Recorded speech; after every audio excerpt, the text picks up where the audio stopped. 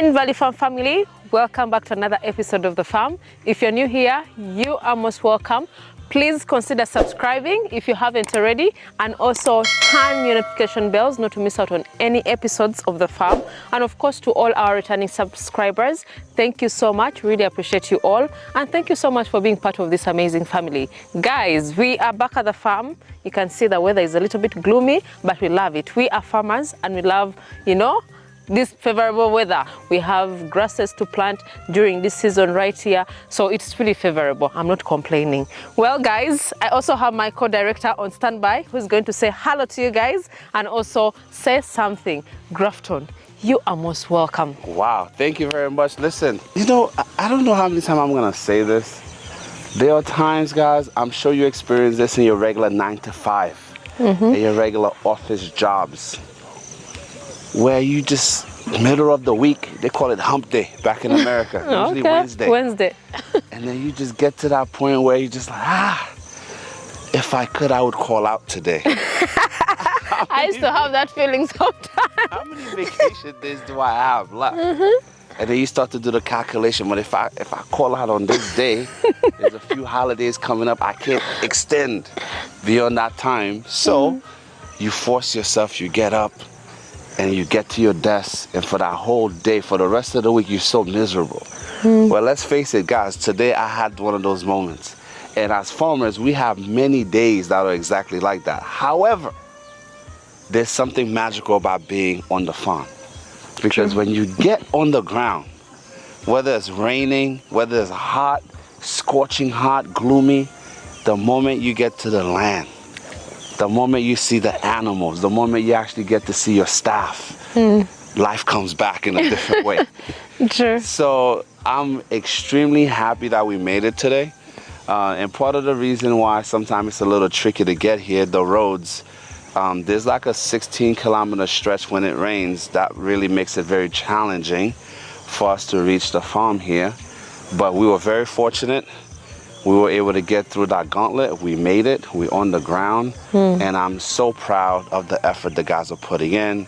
I'm extremely grateful for how the land itself is actually leading us into what we want to do. And actually, that's the reason why we're standing where we're standing. Because you guys know, as the VF family, we always share everything with you guys, the good, the bad, the ugly. And many people like us for it. And believe me, we have our fair shares of enemies that want to keep all the good stuff happening on their farm a secret. But we like to share. We want family. So, reason we're here is because we're literally in the process of clearing extra space, because we have a project that we want to focus on. But prior to that, I had made an executive decision with my partner here, mostly me who pushed for it, that we basically went, I would say, commando on all of our coffee trees. We had a lot of coffee on the land. We didn't even realize how much coffee we had when we made the acquisition, right? Did you know how much coffee we had? No, not at all. I thought it was just a few plants here and there, really. But I didn't know that we had such a lot of coffee. So, of course, because we had we thought we had a few plants, we were like, let's just get rid of it. Doesn't really make so much sense for us. But of course, that comes from... Yes, it was my fault. And of course, you see how she likes to throw me under the bus. So guys, let this be a time stamp on this day in July. Live. Well, actually, we're not live, but at the moment we're live. But when you see this, it will be in post-production. However, Tina has no issues throwing me under the bus. So in the future, when I embarrass her, when I tell you how she snores in the car, how she nods as we come into the farm, don't feel bad for this woman, because as you can see, very comfortably pointing. That is off topic. We are talking about coffee. Get back on the subject, right? So the truth of the matter, right? We always told you guys in the beginning, even till this day, we're not experts. We've gotten really good at what we focus on. And the way we've learned, actually, was by testing different phases of the farm. You guys, of course, know in the beginning, we went with the pigs hard. We made a commitment there. We made a commitment with the goats, but we didn't make such a commitment with the ducks. We didn't make a commitment with the geese. We just had them because we liked them. We knew they were good for protection. And of course, with the local chickens, I just wanted to test their mettle to see whether or not they can handle this terrain. And everything we've tested, including some of the plants that we planted here, we just wanted to see whether or not they would perform. Yeah. And so when we started to clear and move around on the space, yes, we had coffee, but it was sporadic Yeah. in the area that we were using every day. But as we started to move around the perimeter, right, that's when we realized how much coffee we had. But we also had an issue. It was a double-edged sword. True. Because we had coffee, it invited a lot of unwanted attention to the property. It invited a lot of our neighbors, sad to say, that would cross into our land at night, and they would come and harvest our coffee illegally, obviously. And so we had to make an executive decision. Is it worth having the coffee trees around? Should we invest in getting additional security to just protect coffee trees? Truth of the matter, at the time, we didn't think it was a wise decision because our focus was never coffee. Coffee, true. It was never, growing crops. Like, we grew crops based on what we needed to feed our animals, right? So the thought of having to hire like maybe 6 to 7 additional security officers just to guard coffee just did not make any sense to us. So we hired someone that actually brought a team to not only cut the coffee trees, but also make charcoal, because that was their reward. The reward for cutting the trees. The gentleman, after he started, he found that the coffee was just too much for him to handle. So he just gave up. And luckily, coffee is very resilient. A lot of the plants that they cut, right, that were not uprooted, they're growing back even stronger than before. And to be honest, with the amount of coffee we've discovered, and God will always speak through you through the land, through his deeds, right? True. A few days ago we were here, and I don't know what got into me. I decided I was gonna, somehow I took notice of this one particular coffee plant, right? Tree. And it was so heavy with coffee, the branches were literally touching the ground. At first I thought the limb had been broken. I walked over, I was like, what is wrong with this tree? And when I got there, it was just packed with coffee. We literally, within like less than 30 minutes, me and our friend Andrew and our new associate at the farm, we actually harvested over 5 kgs of coffee from half of the tree. Because not all of the beans were ready for harvesting. True. We only picked the ones that were ready, the red ones, right? And then over 5 kgs of coffee from half of a tree. And me, I'm a capitalist. You can hate me all you want. I understand when the money is there to be made, especially if the Lord has done most of the work for you. Who am I to refuse a few shillings? From the coffee? So now, and again, I have an extensive background in coffee. Okay. I didn't know that. For those of you who don't know, your boy here, your director, the very first job I had out of, I was still in high school. My first job when I turned 15, actually 16, I was a barista at Starbucks. I went to Starbucks. That is the reason you make good coffee. And really nice. Now I'm giving all the secrets. I attended Starbucks University coffee school. Okay. Wow. So I understand the difference of the beans. But not only that, though. I have a lot of friends from the Caribbean. My family used to import coffee from throughout the Caribbean, including from Cuba.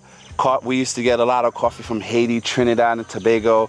And of course, when you go to the Bahamas, that, especially when you go to Jamaica, that's like a lot of white folks, when they visit Jamaica, they come back being coffee lovers because the coffee they serve in Jamaica, the coffee they serve in Haiti and the Dominican Republic, it hits you a little different. And so I've always been a huge fan of coffee. So it was kind of a shame. It was bittersweet that we had to make the decision to, destroy so many of our coffee plants for the safety of our animals and our staff. But then I'm really glad that the job was really, what was done didn't really impact the plantation. In fact, it has accentuated the beauty in having coffee. And I think not only is there a market for coffee, but we have the land here that can grow tremendous coffee. And so, if the Lord continues to bless us, because we are in Uganda, as they call it, the Pearl of Africa. Pearl of Africa. Everything grows here. You know, once they told me, if you actually plant a man or a woman in the ground, you water it twice a week, he too shall start to sprout branches. Sprout properly. Okay? So the coffee is already planted. Planted, yeah. So now we're gonna work with our agronomists, right? Yeah, true. We have a landscape architect that we're working with that's actually helping us reshape the farm, get it to the point where we finalize the final look and feel of VF. True. Because for many of you, you've been patiently waiting to get onto the premises. Yeah, well, true. 2024, early 2025, guys, the time is finally gonna come for you guys to not only come to VF to purchase your animals, but you're gonna be able to come here and have a full experience on the ground. And because we know the road is a bit tricky to get here, when you get to the farm, we're not just gonna wish you well at 5 o'clock. Oh no, this is gonna be beyond Motel 6. We're gonna keep the light on for you throughout the night. So you'll be able to stay here, you'll be able to take nature, you'll be able to escape Kampala and all, and you know what? You'll even be able to escape the wife sometime. You take the kids and you come and be one with nature, and vice versa, obviously. But the beauty about what's happening, the farm is finally coming into shape. We're finally at a phase now where we can actually start to really develop. True. Not for the animals. You see, that's what it takes to be a business owner, an entrepreneur. We have literally put in everything for the animals. Animals, yeah. Everything in for our staff. But now it's finally time for us to really develop, you know, to beautify the place and to put everything in place for you guys. When you come for training, when you come to visit, all of these things are now, that's the phase we're moving into. So stay tuned. Those updates will be coming periodically. Yeah, true. And then when we're ready to have you guys here, we're going to have like the biggest party in the village the whole weekend. So niege, look out. Hey! We are going to have nyega at the farm. No, not niege. Okay. We're going to have the holistic version of it. Okay. The farmer's version of it. The first harvest version. True. Of like a real party of the coming together, you know, showing appreciation, you know, to the farming gods or whatever you pray to. But the point is, it's going to be a way for all farmers to come and retreat. We learn from each other, we share best practices, and we continue to move this thing forward. Yeah, that is really very true. Talking about the roads, I think we've gone to several farms. I've not seen a farm that has a perfect road to it. Here in Uganda. Yeah. I don't know how about Actually, your countries. I'll take it back. In Hoima, City Farm has a good road. It's so narrow like this. It's not perfect. But the majority of the road to get to City Farm, Of course. it's perfect. The highway is pretty good. Then now, you enter. when you enter the pocket, Exactly. it gets a little dicey. But it's still an experience. But it's a short suffrage. It was But for those of you that have to go to Matuga, listen, take your porridge early, let it settle in your stomach, because when you get on that road, by the time you get to your destination, you'll be asking yourself, why? How am I going to get out? Will my car make it the same? Will it ever be the same after getting on that road? Because that road is really terrible. This place is therapeutic. Yeah. And I have to say, most of the farms that we visited, I have to say, again, you know, Dr. Huntington over there in Hoima, you know, that place is also very beautiful. Yeah, it's a little tricky to get to when you get off the main road, but once you get there. But then again, you could say the same thing about most farms. Most farms, yeah. The roads are tough, they're beat up, but when you get to your final destination, you forget about everything. Yeah, forget about everything. A quick sidebar, guys. I grew up in the city.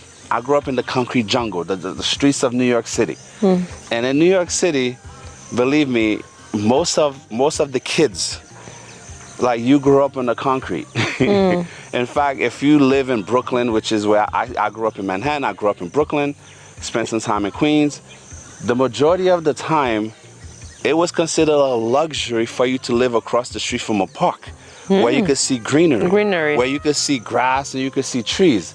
So for many of us, like, this is always therapeutic to be able to get away from the city, to come on the ground where everything is so green, so lush, And it just does something to your soul, man, especially for those of you that are in these high pressure positions, that you're working a lot of hours, you're away from your family a great deal of the time. When you get to leave and come on the ground in a place like this, and you can spend a weekend just like being with your family, being with the kids, connecting with nature, disconnecting from the toxicity of the city, you can't really put a price tag on that. So, you know, that was part of the reason why we decided to choose this location. Yeah, true. Because it was just far enough away from Kampala, but not too far.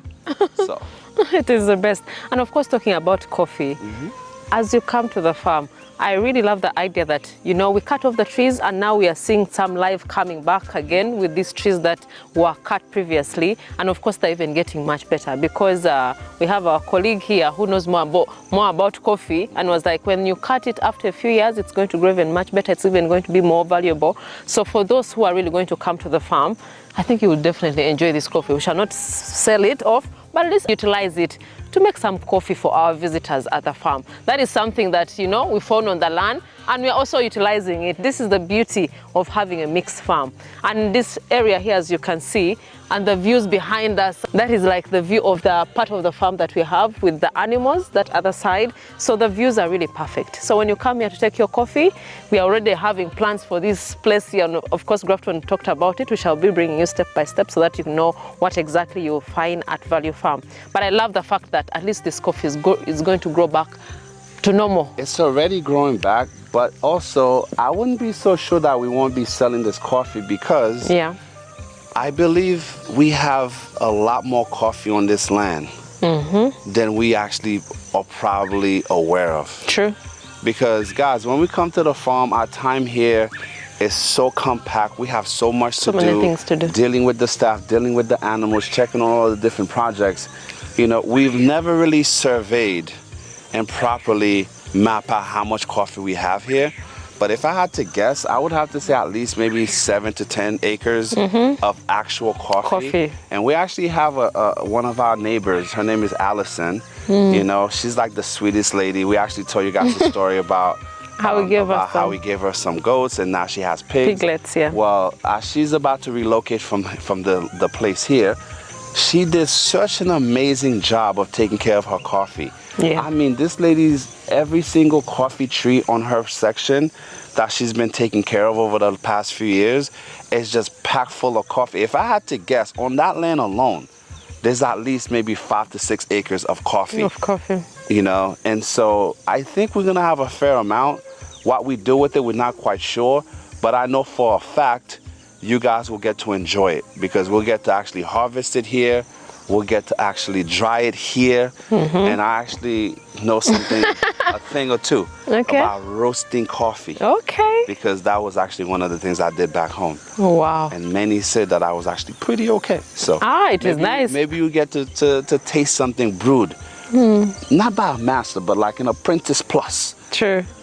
And most people actually love Ugandan coffee. I've seen so many people who are exporting coffee from Uganda to other countries. Coffee, I'm so sorry. No, Thank you for bringing that up. I'm here in South Africa. I mean, I go to South Africa quite frequently. And I was there with my friend, my brother, Stephen.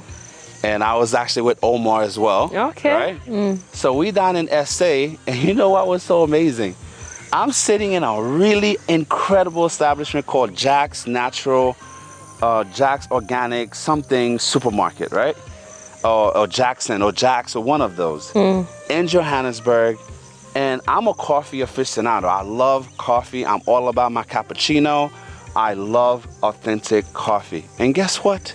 I'm sitting at the bar, at the coffee bar. I had such an amazing cup of cappuccino. I didn't have to add any honey. I didn't have to add any sugar. I was just, and again, when you start to learn about coffee, you don't need to add sugar to coffee if it's of quality. And I was like, wow, this is so good. And I wanted to buy the espresso beans. And then I asked the barista, I said, hey, which espresso bean? Because there was a familiar taste to it. It reminded me of coffee that I had in Uganda. I was like, wow, why does this taste so familiar? But it was so good. He picked up the package, Ugandan coffee. I almost fainting. I'm thinking to myself, Hey!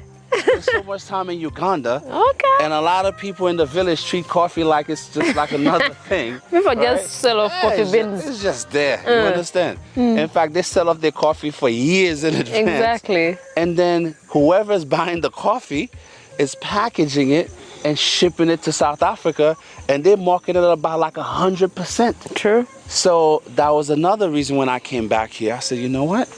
How much coffee do we have? That's when you reconsidered. You have to reconsider your position. Oh, wow, that is really so nice. Shout out to all coffee farmers in Uganda. You're doing a great job. All. Yes, most people may not recognize what efforts you put in, and of course for the people who really just plant coffee for daily living, because here in Luwero, most people just plant for just getting sugar, getting food here and there. They don't really put so much emphasis on value addition to it because they just sell off their coffee beans to people who process it better.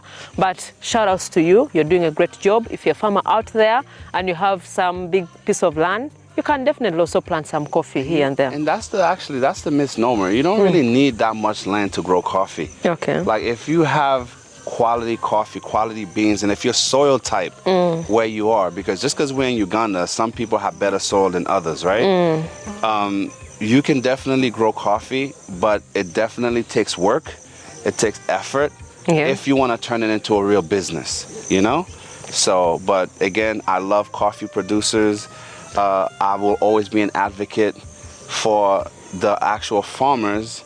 And I'm a big advocate for fair trade coffee. Okay. Because even when I was back home in the States, I would only purchase coffee that was fair trade. Now, even though the label is there, the actual producers of the coffee always ended up with the smallest portion of the actual trade itself. True. In terms of compensation. So overall, we love the fact that the world is starting to recognize Uganda as a coffee destination and a coffee producer. True. Because let me tell you guys a little secret. And I have a lot of love for Kenya, and I love my Kenyan brothers and sisters, but I know for a fact there's a very, very large exporter here in Uganda of both coffee and tea. The majority of the coffee, a good portion of the coffee that is exported from Kenya originate where? From Uganda. And so, yeah, even though it's labeled Kenyan coffee, but if they were to label point of origination, it's from Uganda. It's coming here from UG. You know, of course, Kenya produce, yes, they have the mountains, they have the hills, and they produce a tremendous coffee.